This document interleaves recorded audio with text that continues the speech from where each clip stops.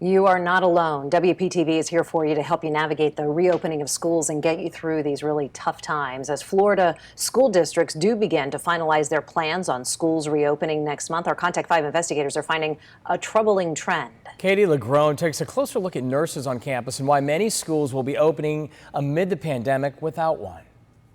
It's a place we've never been. Part of this is the fear of the unknown. Schools preparing to welcome back students with new rules on masks, social distancing, and which symptoms prompt rapid response. We're not going to take any chances. This is back to school amid a pandemic. We will see illness in our schools when we open them. As Florida educators iron out how to open school doors to students during a health crisis, we've learned many schools will be doing it without a full-time certified school nurse on campus. Obviously, a trained school nurse in whatever capacity on campus is the best solution. Linda Kirshner is president of Florida's PTA. We've had an active voice on that issue probably since the early 70s. Equipping Florida schools with a full-time school nurse has been a decades-old fight. According to the Centers for Disease Control, schools should have one school nurse for every 750 students.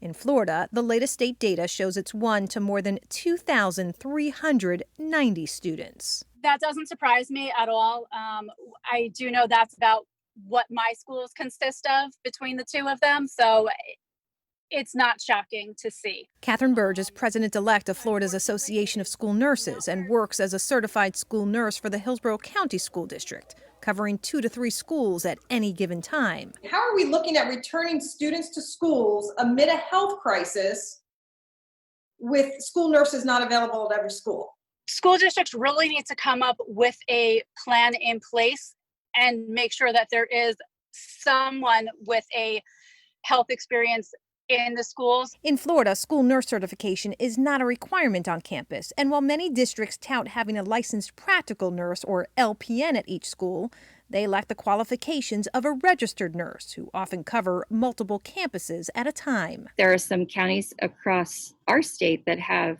some nurses have 5 or 6 schools apiece. Lisa Kern is supervisor of health services for Pasco County Schools, where each school has an LPN, and of its 45 RNs, each one covers 2 to 3 schools at a time. Times like these are when this inequity and in terms of the resources, a light is definitely shown on them. And it reminds us all of areas that we need to definitely improve.